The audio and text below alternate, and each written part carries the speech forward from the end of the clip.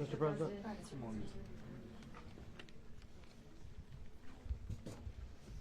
Okay, thank you very much. This is big stuff.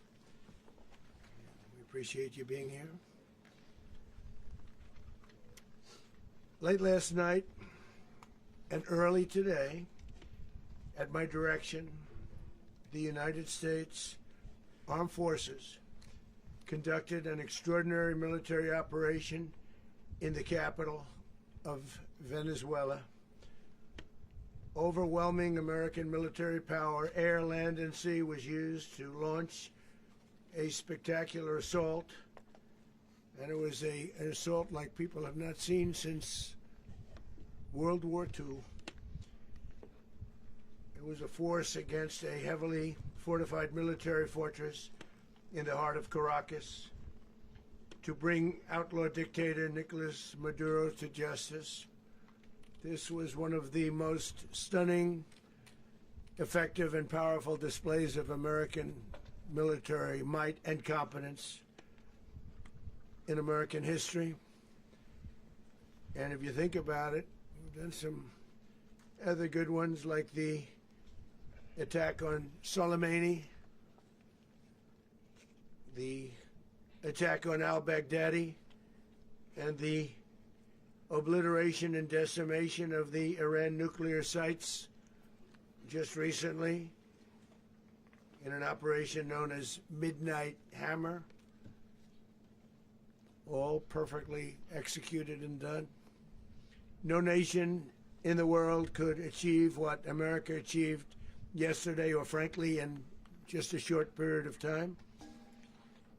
All Venezuelan military capacities were rendered powerless as the men and women of our military, working with U.S. law enforcement, successfully captured Maduro in the dead of night. It was dark. The lights of Caracas were largely turned off due to a certain expertise that we have. It was dark and it was deadly. But captured along with his wife, Celia Flores, both of whom now face American justice. Maduro and Flores have been indicted in the Southern District of New York, it's Jay Clayton, for their campaign of deadly narco-terrorism against the United States and its citizens. I want to thank the men and women of our military who achieved such an extraordinary success overnight with breathtaking speed, power, precision, and competence. You rarely see anything like it. You've seen some raids in this country that didn't go so well. They were an embarrassment. If you look back to Afghanistan, or if you look back to the Jimmy Carter days, they were different days. We're a respected country again, like never before.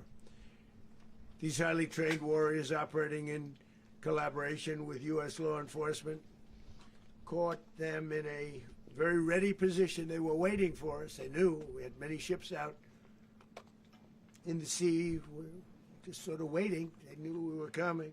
So they were in a ready, what's called a ready position. But they were completely overwhelmed and very quickly incapacitated. If you would have seen what I saw last night, you would have been very impressed. I'm not sure that you'll ever get to see it, but it was an incredible thing to see. Not a single American service member was killed, and not a single piece of American equipment was lost.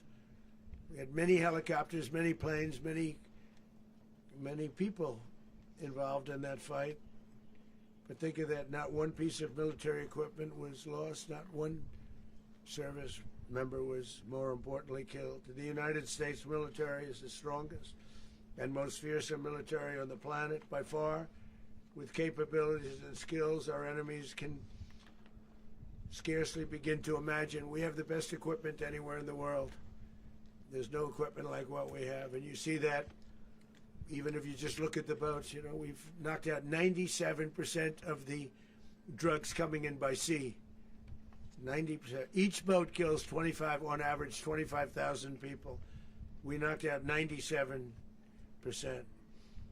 And those drugs mostly come from a place called Venezuela.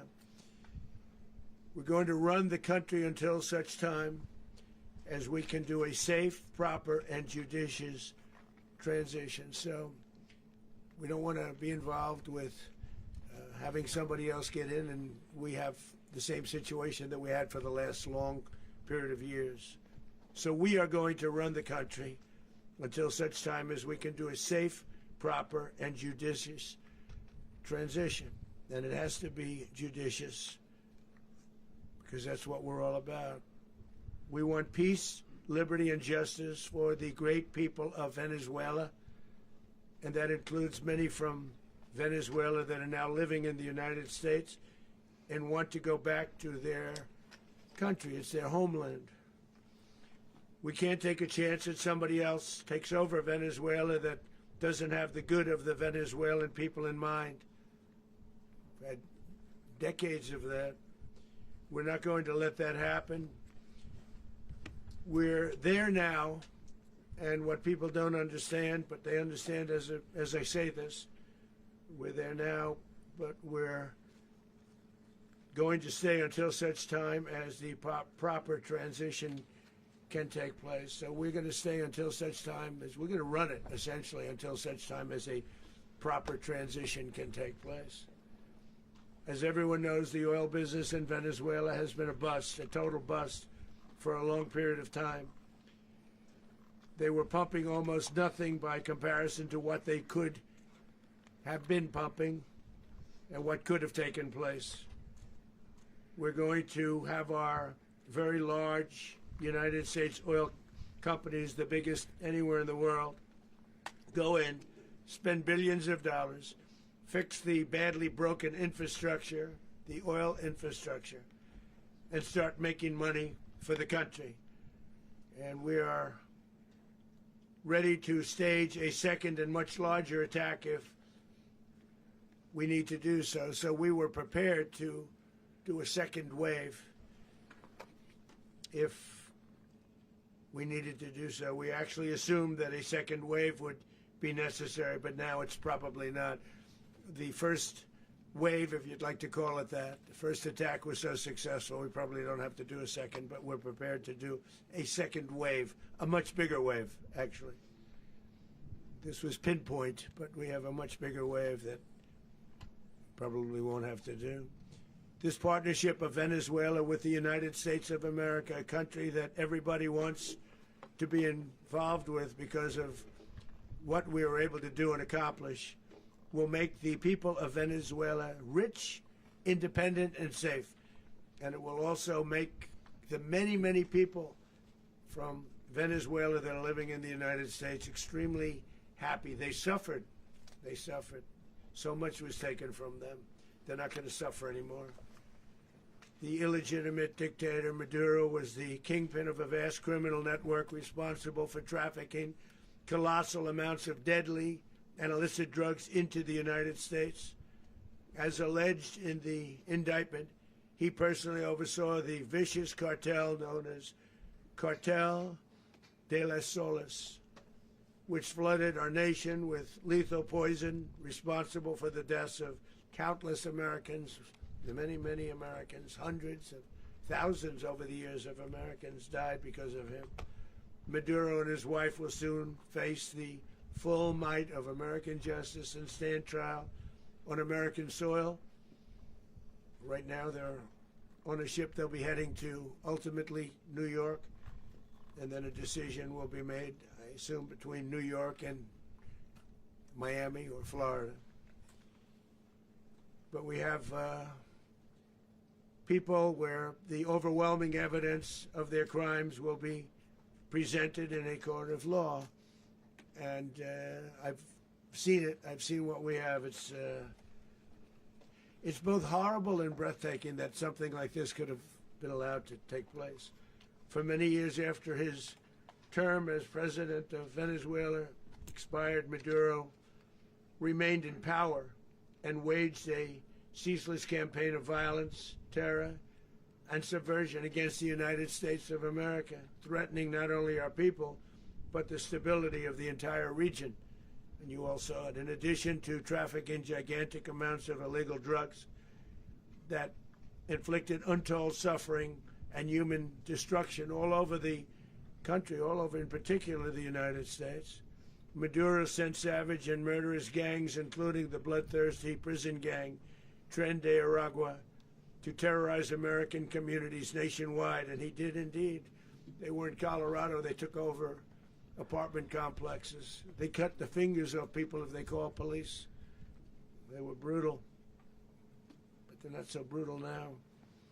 And I just have to congratulate our military, Pete and everybody, and our National Guard, because the job that they've done, whether it's in Washington, D.C., where we have a totally safe city, where it was one of the most unsafe cities anywhere in the world, frankly, and now we have no crime in Washington, D.C. We haven't had a killing. We had the terrorist attack a few weeks ago. A little bit of a different kind of a threat, but we haven't had a killing in a long period of time, 6-7 months. We used to have two, on average, 2 a week in Washington, our capital. We don't have that anymore. The restaurants are opening. Everyone's happy. They're going, they're walking their daughters, they're walking their children, their wives. They walk to restaurants. Restaurants are opening all over Washington, D.C. So I want to thank the National Guard. I want to thank our military. And I want to thank law enforcement. Been amazing. And they should do it with more cities. We're doing it, as you know, and we're doing it in Memphis, Tennessee right now, and crime is down. We've just sort of started a few weeks ago, but crime is down now 77%. And the governor of Louisiana called, great person, and he wanted us to help him, as you know, in a certain very nice part of Louisiana. And we have done that. It was a rough section, and we have crime down. I understand it's down to almost nothing already after 2.5 weeks. New Orleans, it's down to almost nothing, and we've only been there for 2.5 weeks. Can't imagine why governors wouldn't want us to help. We also helped, as you know, in Chicago. Then crime went down a little bit there. We did a very small help because we had no working ability with the governor. The governor was a disaster, and the mayor was a disaster. But it knocked down crime. But we're pulling out of there. When they need us, we'll know. You'll know. You'll be writing about it. And likewise, Los Angeles, where we saved Los Angeles early on, where the head of the police department made a statement that if the federal government didn't come in, we would have lost Los Angeles. That's long after the fires. That's when they had the riots in Los Angeles. We did a great job. Got no credit for it whatsoever, but that's okay. It doesn't matter. We don't need the credit. But we'll be pulling out when they need us. They'll call, or we'll go back if we have to. We'll go back. But we did a great job in various cities. But the place that we're very proud of is Washington, D.C., because it's our nation's capital. We took it from being a crime-ridden mess to being one of the safest cities in the country. But the gangs that they sent raped, tortured, and murdered American women and children. They were in all of the cities I mentioned, Tren de Aragua. And they were sent by Maduro to terrorize our people, and now Maduro will never again be able to threaten an American citizen or anybody from Venezuela. There will no longer be threats. For years I've highlighted the stories of those innocent Americans whose lives were so heartlessly robbed by this Venezuelan terrorist organization. Really one of the worst. One of the worst, they say the worst. Americans like 12-year-old Jocelyn Nungari from Houston. Beautiful Jocelyn Nungari, what happened to her? They, as you know, they kidnapped, assaulted, and murdered by Tren de Aragua animals. They murdered Jocelyn and left her dead under the bridge. There was a bridge that will never be the same to so many people after seeing what happened. As I've said many times, the Maduro regime emptied out their prisons, sent their worst and most violent monsters into the United States, to steal American lives. And they came from mental institutions and insane asylums. They came from prisons and jails. The reason I say both, they sound similar. Actually, prisons a little bit more hostile, a little bit tougher. A mental institution isn't as tough as an insane asylum, but we got them both. They sent from their mental institutions. They sent from their jails, prisons. They were drug dealers. They were drug kingpins. They sent everybody bad into the United States, but no longer. And we have now a border where nobody gets through. In addition, Venezuela unilaterally seized and stole American oil, American assets, and American platforms, costing us billions and billions of dollars. They did this a while ago, but we never had a president that did anything about it. They took all of our property. It was our property. We built it. And we never had a president that decided to do anything about it. Instead, they fought wars that were 10,000 miles away.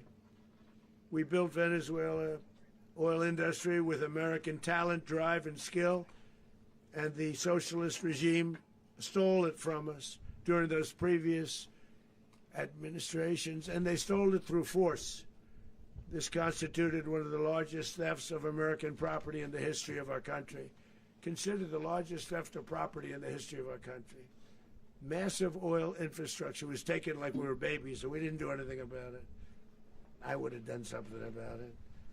America will never allow foreign powers to rob our people or drive us back into and out of our own hemisphere. That's what they did. Furthermore, under the now deposed dictator Maduro, Venezuela was increasingly hosting foreign adversaries in our region and acquiring menacing offensive weapons that could threaten U.S. interests and lives. And they used those weapons last night. Potentially in league with the cartels operating along our border. All of these actions were in gross violation of the core principles of American foreign policy, dating back more than 2 centuries.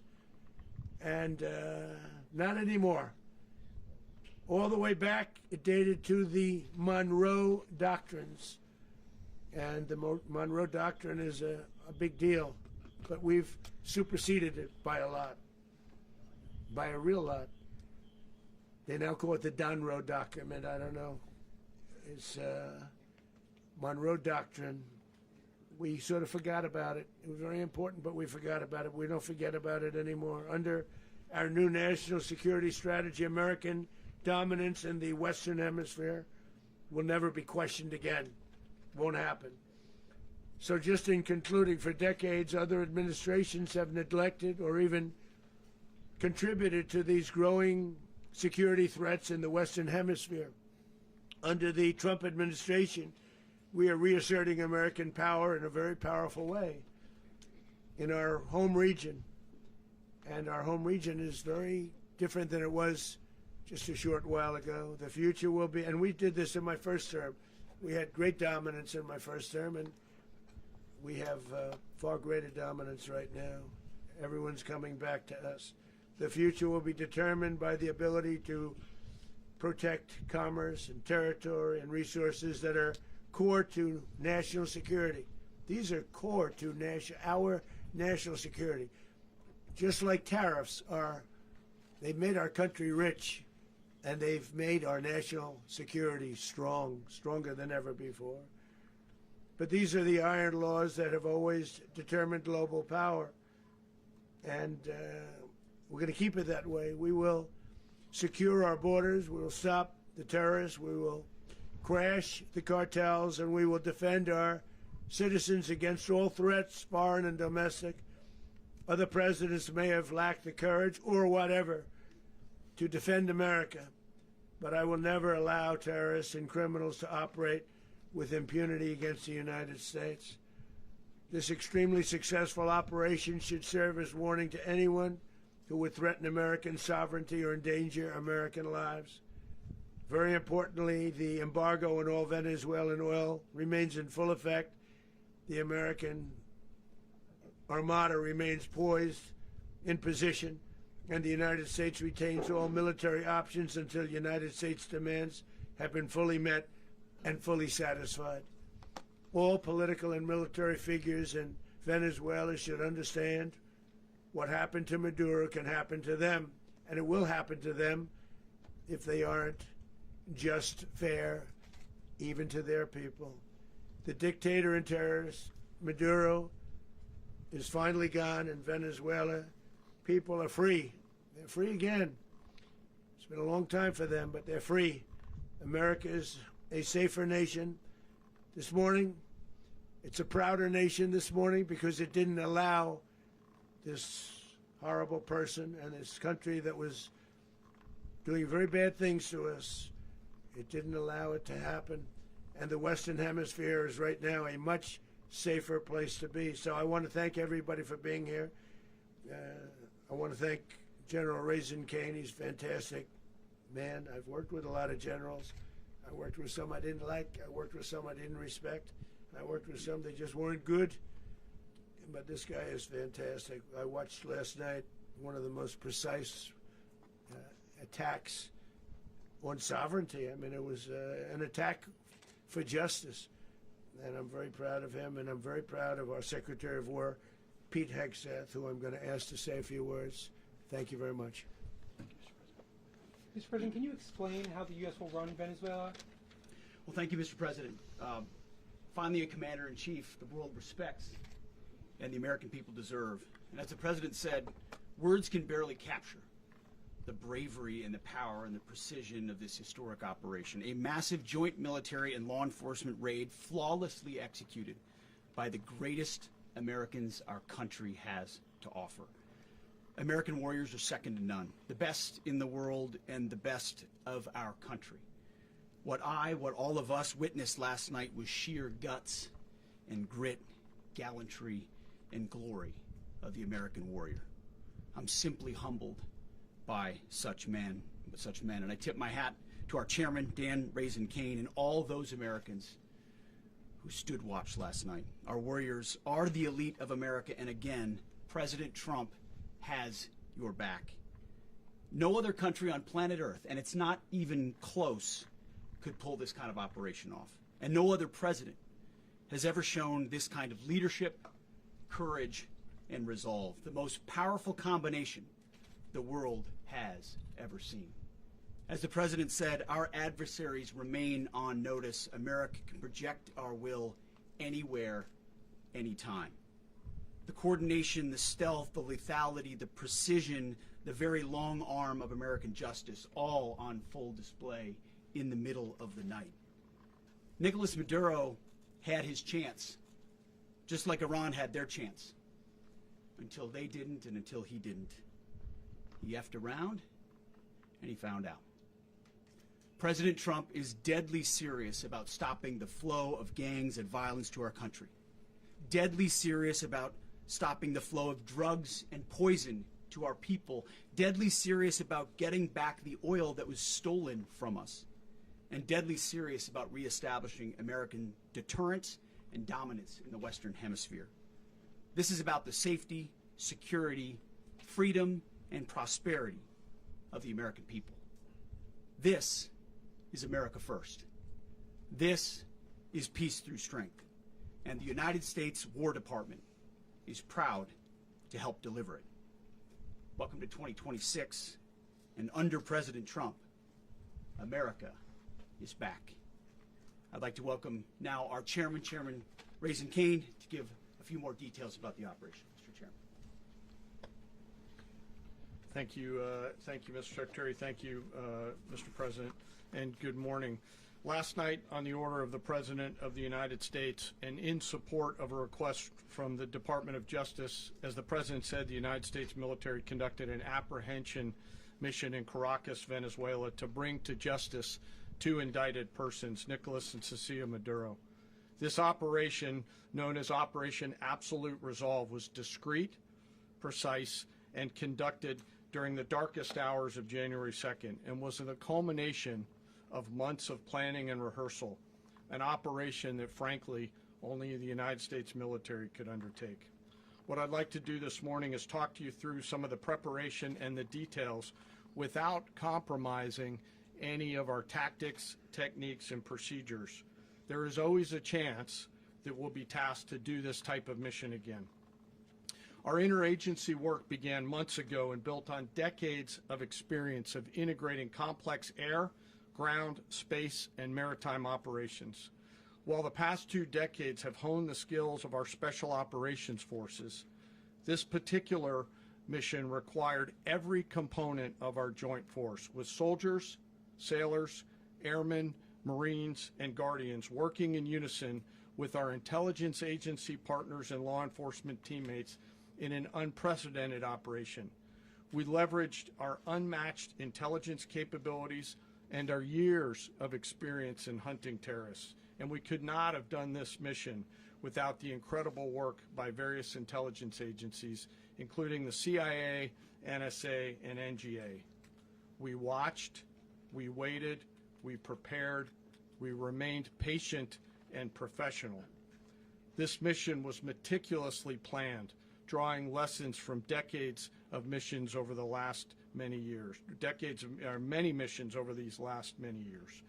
This was an audacious operation that only the United States could do. It required the utmost of precision and integration within our joint force. And the word integration does not explain the sheer complexity of such a mission. An extraction so precise it involved more than 150 aircraft launching across the Western Hemisphere in close coordination, all coming together in time and place to layer effects for a single purpose: to get an interdiction force into downtown Caracas while maintaining the element of tactical surprise. Failure of one component of this well-oiled machine would have endangered the entire mission, and failure is never an option for America's joint force. Those in the air over Caracas last night were willing to give their lives for those on the ground and in the helicopters. Let me talk a little bit about the preparation. After months of work by our intelligence teammates to find Maduro and understand how he moved, where he lived, where he traveled, what he ate, what he wore, what were his pets, in early December, our force was set pending a series of aligned events. Key was choosing the right day to minimize the potential for civilian harm and maximize the element of surprise, and minimize the harm to the indicted personnel, so as the President said, they could be brought to justice. And as the President said earlier today, weather in Venezuela is always a factor this time of the year. And over the weeks through Christmas and New Year's, the men and women of the United States military sat ready, patiently waiting for the right triggers to be met and the President to order us into action. Last night, the weather broke just enough, clearing a path that only the most skilled aviators in the world could maneuver through.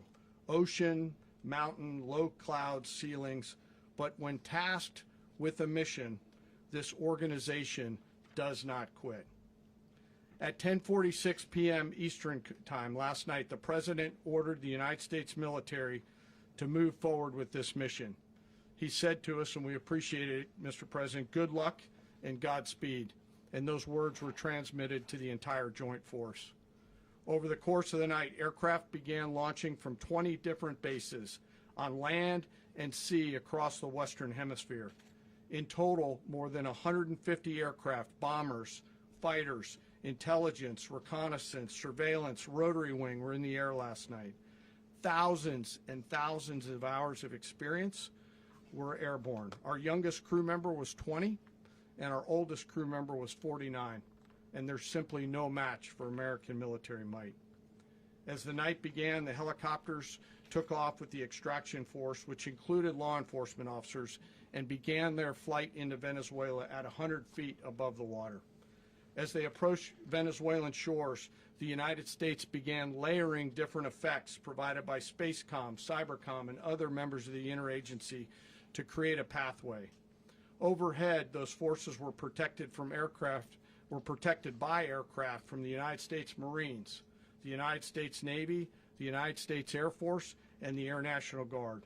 The force included F-22s, F-35s, F-18s, EA-18s, E-2s, B-1 bombers, and other support aircraft, as well as numerous remotely piloted drones.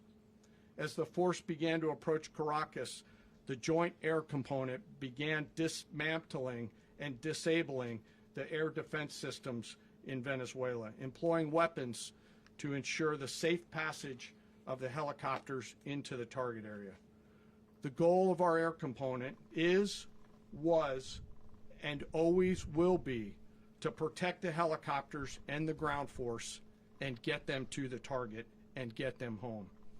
As the force crossed the last point of high terrain where they'd been hiding in the clutter, we assessed that we had maintained totally the element of surprise.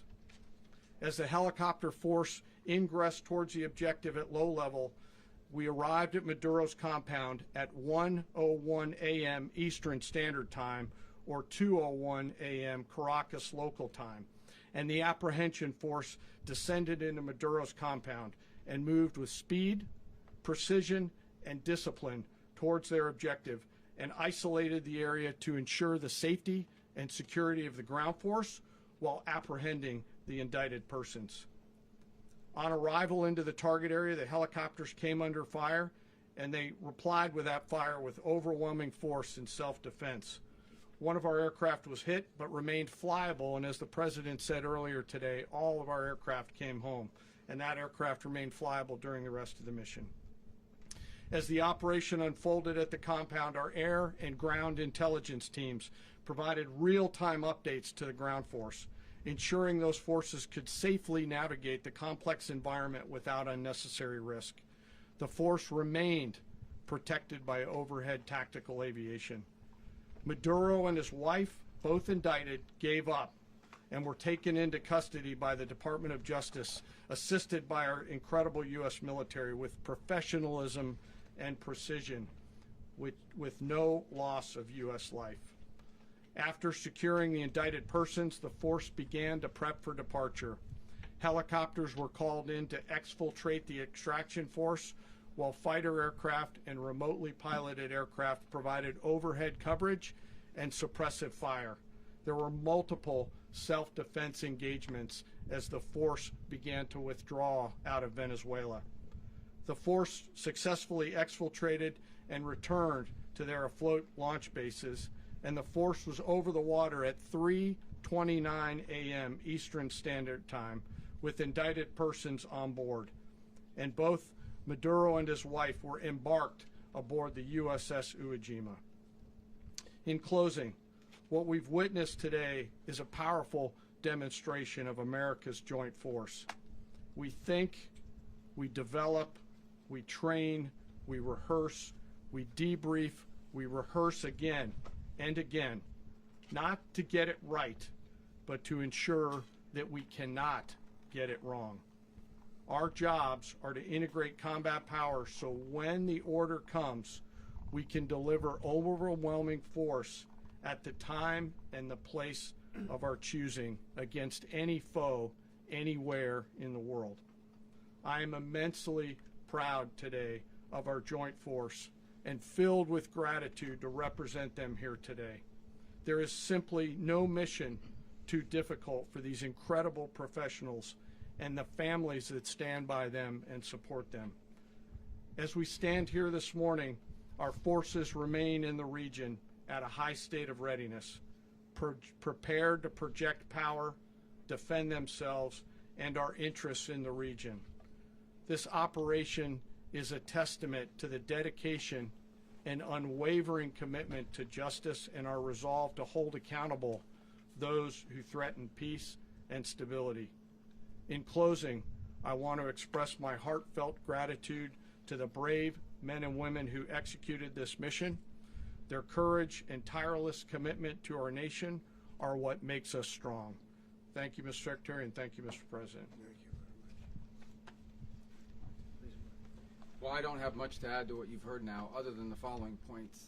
Nicolás Maduro was indicted in 2020 in the United States.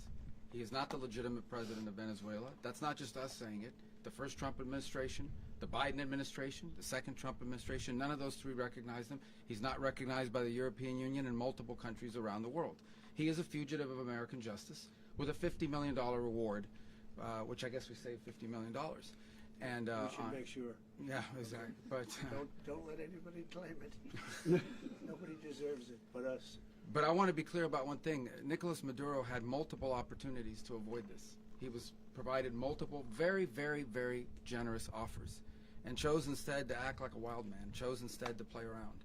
And the result is what we saw tonight. The other message here is the following. You have a guy, like many people around the world, they like to play games. You have a guy who decides he's going to invite Iran into his country, is going to, do the confiscation of American oil companies, is going to flood our country with gang members, is going to take Americans prisoner and try to hold them for hostage and trade them like he was able to do with the Biden administration. Basically likes to play games all this time and thinks nothing's going to happen. And I hope what people now understand is that we have a president. The 47th president of the United States is not a game player.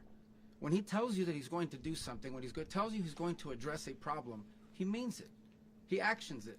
I can tell you, I've watched this process now for 14, 15 years, been around it. Everybody talks. I'm going to do this. I'm going to do that. When I get there, we're going to do this. We're going to take. This is a president of action. Like, I don't understand yet how they haven't figured this out. And now, if you don't know, now you know. Because this is the way it's going to play out. And I think people need to understand that this is not a president that just talks and does letters and press conferences. And, if he says he's serious about something, he means it. And this is something that was a direct threat to the national interest of the United States. And the president addressed it. There's a president of peace, by the way. I told you what I just said earlier. This guy had multiple opportunities to find his way somewhere else and figure out another. He could have been living somewhere else right now very happy. But instead, he wanted to play big boy. And so now, he's got other sets of problems on his hands. And but I think the message here should be for the world. Look, the president doesn't go out looking for people to pick fights with. He's not generally wants to get along with everybody. We'll talk and meet with anybody. But don't play games. Don't play games with this president's in office because it's not going to turn out well. And so I hope that, I guess that lesson was learned last night, and we hope it'll be instructive moving forward. Is that a message for Cuba? Mr. President. Mr. President. Mr. President. Mr. President. Mr. President. You said that the U.S. is going to run Venezuela, so who's in power right now? Well, we're going to be running it with a group, and we're going to make sure it's run properly. We're going to rebuild the oil infrastructure, which will cost billions of dollars. It'll be paid for by the oil companies directly. They will be reimbursed for what they're doing, but it's going to be paid. And we're going to get the oil flowing the way it should be. As you know, it was just a minor flow. It was actually a minor flow for what they have. But we're going to run it properly, and we're going to make sure the people of Venezuela are taken care of. We're going to make sure the people that were forced out of Venezuela by this thug are also taken care of. Mr. President. Mr. President. Mr. President. Mr. President. President, does the U.S. running the country mean that U.S. troops will be on the ground? How will that work? Well, they always say boots on the ground. So we're not afraid of boots on the ground if we have to have. We had boots on the ground last night at a very high level, actually. We're not afraid of it. We don't mind saying it. But we're going to make sure that that country is run properly. We're not doing this in vain. This is a very dangerous attack. This is an attack that could have gone very, very badly. Could have gone very badly. We could have lost a lot of people last night. We could have lost a lot of dignity. We could have lost a lot of equipment. The equipment is less important, but we could have lost a lot. And we're going to make sure that this is proper. We're there now. We're ready to go again if we have to. We're going to run the country right. It's going to be run very judiciously, very fairly. It's going to make a lot of money. We're going to give money to the people. We're going to reimburse people that were taken advantage of. We're going to take care of everybody. It's very important. We couldn't let them get away with it. They stole our oil. We built that whole industry there, and they just took it over like we were nothing. And we had a president that decided not to do anything about it. So we did something about it. We're late, but we did something about it. Yeah, please. Mr. President, can you explain the exact mechanism by which you're going to run the country? Are you going to designate a U.S. official to coordinate? Yes, Can you just it's unpack all that? being done right now. We're designating people. We're talking to Who people. We're specifically? designating various people, and we're going to let you know who those people are. Mr. President. What's the group you mentioned that would run Venezuela? Well, it's largely going to be, for a period of time, the people that are standing right behind me. We're going to be running it. We're going to be bringing it back. It's a dead, I talk about a dead country. A year and a half ago, we were a dead country. Now we're the hottest country anywhere in the world. We're a country doing better than any country anywhere in the world.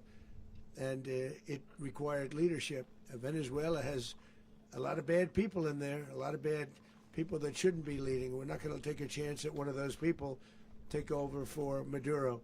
So you can look at, and others, we have fantastic people, including people in the military. So we're going to have a group of people running it until such time as it can be put back on track, make a lot of money for the people, and give people a great way of life, and also reimbursement for people in our country that were forced out of Venezuela. Mr. President. Rubio would be. You said earlier today that you weren't going to back Machado to come back and be the opposition leader in your Fox and Friends interview. And then you also mentioned the vice president of Venezuela. Are you going to work with the vice president of Venezuela, or how do you foresee the relationship Well, going? I understand she was just sworn in, but she was, as you know, picked by Maduro. So Marco's working on that directly. He just had a conversation with her, and she's essentially willing to do what we think is necessary to make Venezuela great again. Very simple. Mr. President, Colombian President Gustavo Petro, a couple weeks ago, he said he's got to watch his ass. And today, he said he's not concerned about anything happening to him in the aftermath of this operation. So, just what your message is Well, about he that. has cocaine mills. He has factories where he makes cocaine. And yeah, I think I stick by my first statement. He's making cocaine. They're sending it into the United States. So he does have to watch his ass. Mr. President. Did you notify any members of Congress in advance? Marco, do you want to talk about that? Because you were involved in it. Sure. We call members of Congress immediately after. This was not the kind of mission that you can do congressional notification on. It was a trigger-based mission in which conditions had to be met night after night. We watched and monitored that for a number of days. So it's just simply not the kind of mission you can call people and say, hey, we may do this at some point in the next 15 days. But it's largely a law enforcement function. Remember, at the end of the day, at its core, this was an arrest of 2 indicted fugitives of American justice, and the Department of War supported the Department of Justice in that job. Now, there are broader policy implications here, but it's just not the kind of mission that you can pre-notify because it endangers the mission. If I can add one thing to that, Congress has a tendency to leak. This would not be good. If they leaked, General, I think it would have been maybe a very different result. But I have to say, they knew we were coming at some point, We had a lot of ships out there. They sort of knew we were coming. But Congress will leak, and we don't want leakage. Mr. President. You were one of the only people to watch this all play out live. What was Maduro doing when the U.S. forces entered what I assume would be his home? And also, was there any point where the U.S. was considering, if Maduro pushed back or resisted, killing Maduro? It could have happened. It could have happened. He was trying to get into a safe place. You know what a safe place is, all steel.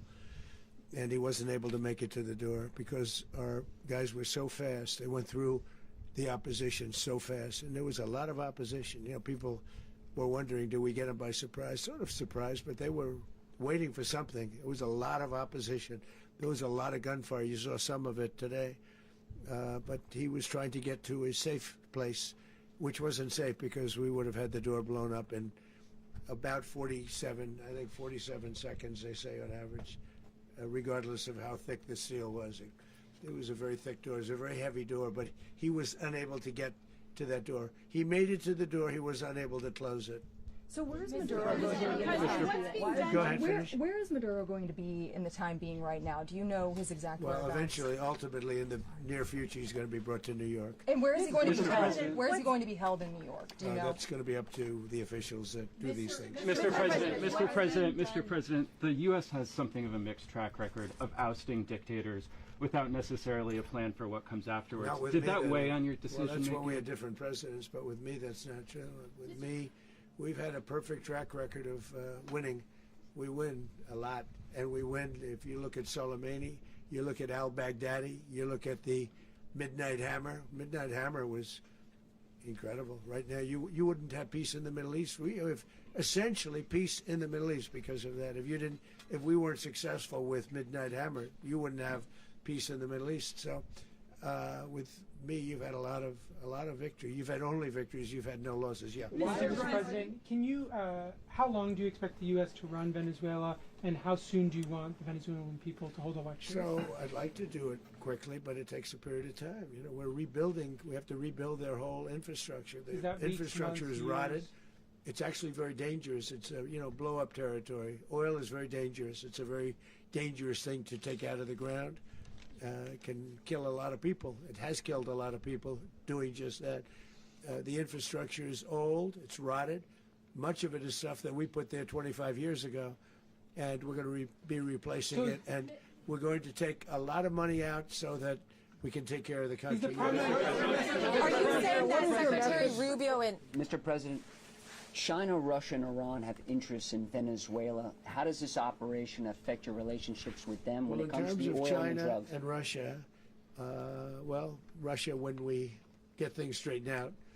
But in terms of other countries that want oil, we're in the oil business. We're going to sell it to them. We're not going to say we're not going to. In other words, we'll be selling oil probably in much larger doses because they couldn't produce very much because their infrastructure was so bad. So we'll be selling large amounts of oil to other countries, many of whom are using it now, but I would say many more will come.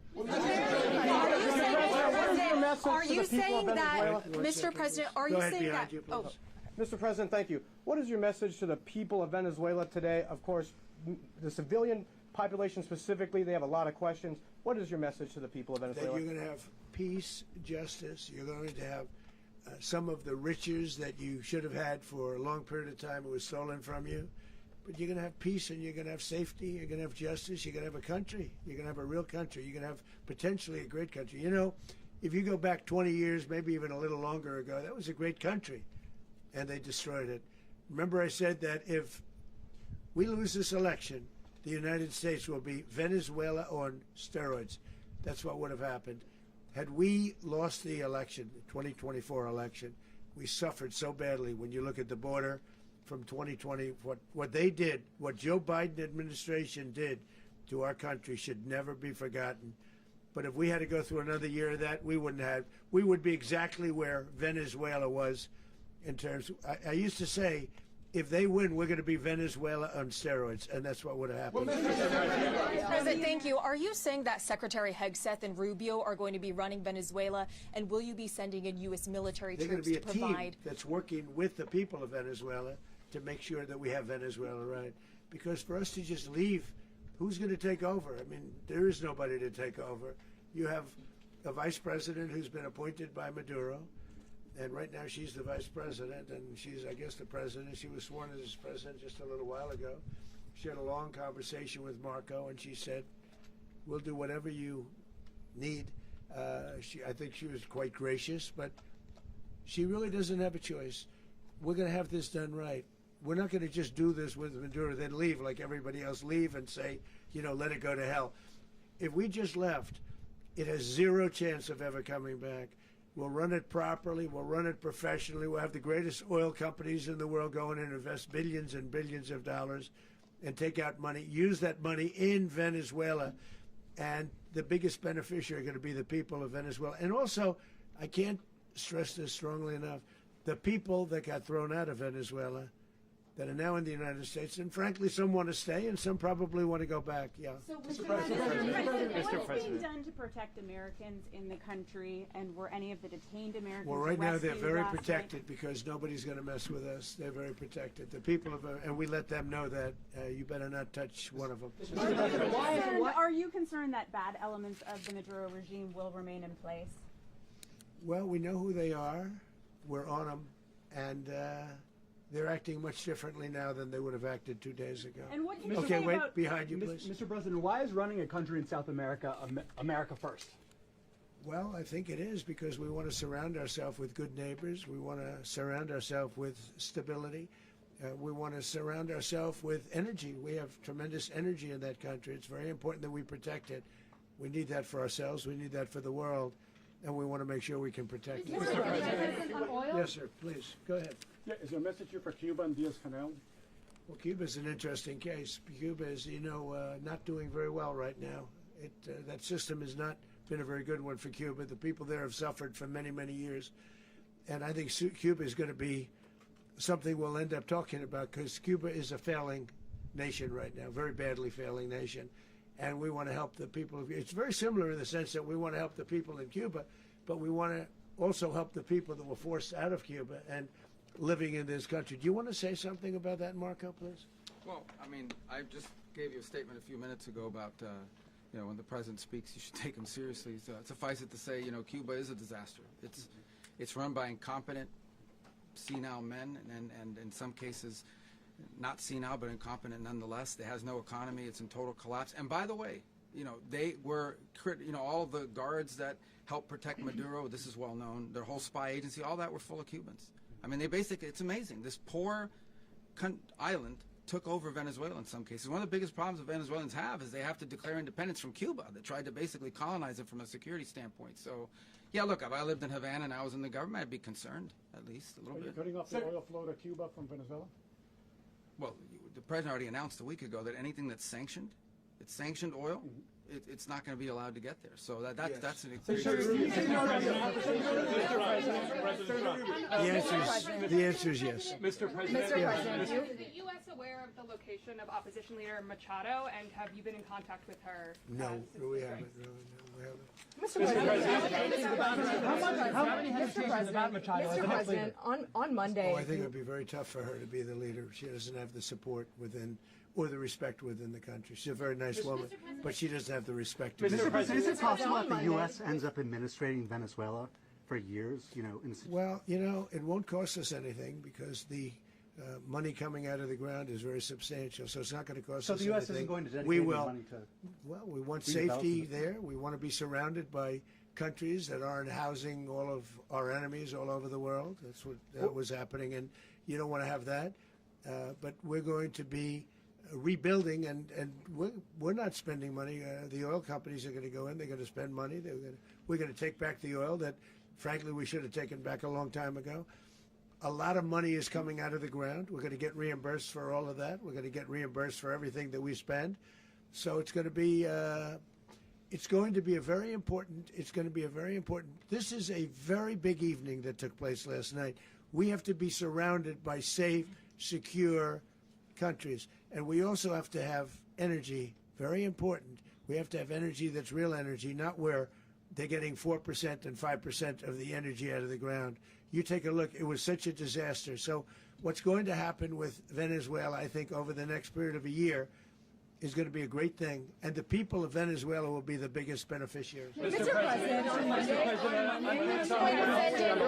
U.S. military. Mr. President, thank you. What did you last speak to Maduro about when you spoke? And is the U.S. Well, I don't want to get into the Venezuela? conversations, but I did have conversations with him, and I said, you got to surrender. And I actually thought he was pretty close to doing so, but now he wished he did, yeah. Mr. President, can you explain, you said that Maduro is responsible for drug trafficking. You recently pardoned the former president of Honduras who was convicted on many drug trafficking. Can you explain how these two situations are different? And would you ever pardon Maduro? I endorsed, as you know, the winning president, the man who won in Honduras. I endorsed the man who won in Chile. I endorsed the man who won in Argentina. And we are doing very well with that whole group. What the man that I pardoned was, if you could equate it to us, he was treated like the Biden administration treated a man named Trump. That didn't work out too well for them. This was a man who was persecuted very unfairly. He was the head of the country. He was persecuted very unfairly. And there are a number of them. And we felt that it was a very unfair situation that happened to him. He's also a party member of the man who won. So obviously the people liked what I did. And one of the reasons that was done is because of the fact that the party in power felt very strongly that that man was treated very badly. I studied it very quickly, and then I studied it in great detail. I went to a lot of the people standing behind me, and they felt that that man was persecuted and treated very badly. That's why I gave him a pardon. Mr. President, you referenced boots on the ground earlier. Can you just sort of button this up? Do you envision the U.S. military having a presence in Venezuela as the U.S. runs that Well, country? no, we're going to have a presence in Venezuela as it pertains to oil, because we have to have, we're sending our expertise in. So you may need something, not very much. But no, we're going to be taking out a tremendous amount of wealth out of the ground. And that wealth is going to the people of Venezuela and people from outside of Venezuela that used to be in Venezuela. And it goes also to the United States of America in the form of reimbursement for the damages caused us by that country. So I want to thank you all very much. Thank you. Do you have one? Yes, please. You were so nice before. I'm going to give you the final question. Go Thank ahead. you, Mr. Unless it's a President. bad question, in It's which about case I'll Putin. go one word. It's about who? It's about Putin, if you want. About Putin. Well, Okay. that's always nice. You had a to talk phone. about Putin. You had a phone call with him Yeah. on Monday. Did he talk at all about Maduro? Did y'all talk about this? No, we didn't. And We then- never spoke about Maduro. Are you mad at him right now? I mean, there's this I'm not intelligence. thrilled with Putin. I'm not thrilled with Putin. He's killing too many people. There was that I intelligence. thought that would be so. I settled 8 1/4 war. You know what the 1/4 was? Thailand and Cambodia. I did it again. They broke out, and I did it in about 5 hours, and I settled it. I'm giving myself 1/4, so I'm up to now 8 1/4. In other words, I settled the war, but then they broke out. They had a pretty bad breakout over the last 4 days. I got them to go back to peace. So I only give 1/4. I thought the easiest one would be, one of the easier ones would be Russia, Ukraine. It's not. And they both have done some pretty bad things. And look, that's Biden's war. That's not my war. But I want to stop the lives. Did you see where last month, 30,000, it was 27,000 the month before.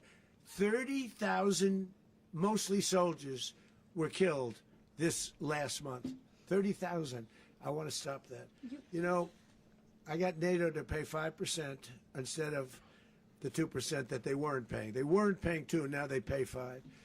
And we send them a lot of munitions. We send them a lot of things, missiles and various other things, a lot. And they pay. The United States is not losing money. We're probably making money on that. It's the last thing I care about. I just want to stop all those people. We're losing 25, 30,000 human beings that come from 2 places that are very far away.